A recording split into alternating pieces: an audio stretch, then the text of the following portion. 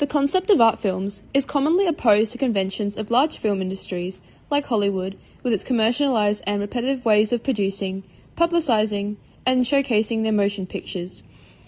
With inspiration driven from modernist approaches, art cinema directors focus more on visual depiction and style over the storytelling aspect, and are often linked with the concept of artistic vision. In addition, cinemas in other parts of the world started blurring the lines between both mainstream and art style films between the 1950s and the 60s. Types of wildly notable movements of art cinema include German Expressionism and the French New Wave, which was influenced by Italian Neo-Realism. Not only did other several genres take influence from the Italian Neo-Realism movement, but modern-day big-name directors like David Lynch, Richard Linklater, and Jim Jarmusch also drew inspiration from the historical film style. Italian Neo-Realism, in a general sense, suggests the removal of technical professional collaboration, along with the screenwriter. Neo-realism breaks all narrative structures and abandons all rules. Hence, in theory, there are no first takes or reaction shots during the filmmaking process. Italian Neo-Realism was considered an outcome of the World War II era and started right after the downfall of German and Italian fascism. From an artistic sense, the realism within the film style was centered around the representation of human reality and the desire to show artistic individuality. This resulted in several scenes of neo-realist films being shot at real locations, both interior and exterior, instead of being made within the parameters of a studio, as well as having a cast of actors that have no formal training. An example of a highly regarded film within the neo-realist movement is Vittorio De Sica's Bicycle Thieves. Bicycle Thieves tells the story of Antonio Ricci, who gets a new job as a bill poster going around the post-war streets of Rome. His employment is cut short after he discovers that the bike he needs for his job has been stolen. Antonio and his son Bruno scour the streets to find the thief. However, in the end, Antonio and Bruno do not end up finding the bike, hence this leaves a sense of emptiness within the audience. Like other neo-realist films, the ending is formatted in a way that shows the harsh human reality and leaves the viewers unsatisfied. The approaches utilized in the mise-en-scene meet the elements of Italian Neo-Realism.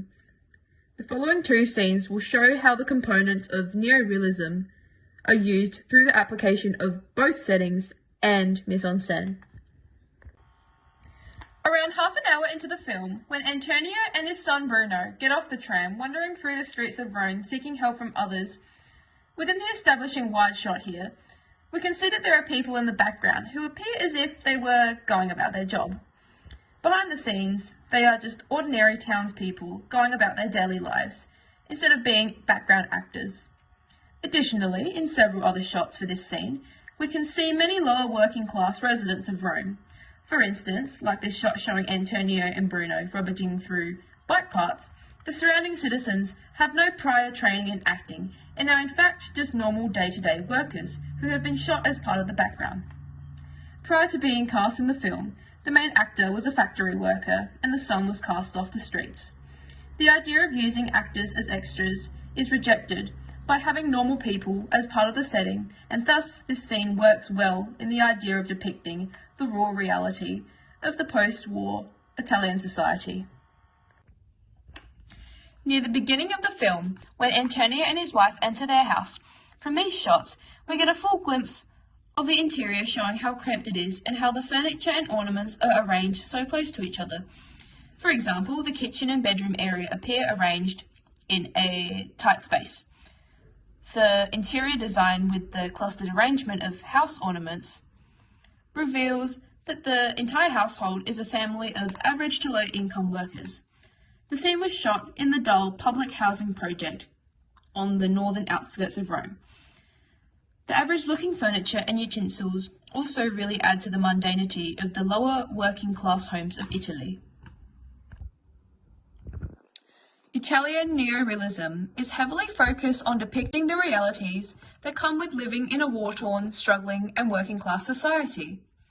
As shown in the previously mentioned two scenes, De Sica effectively communicates these neo-realistic elements from his clever use of settings and mise-en-scene throughout the film.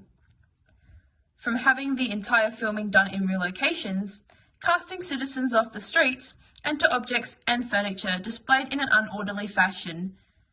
The film perfectly captures the sad truths of post-war Italian life. However, the settings and mise-en-scene are only one part of why Bicycle Thieves is considered one of the most influential films in Italian cinema.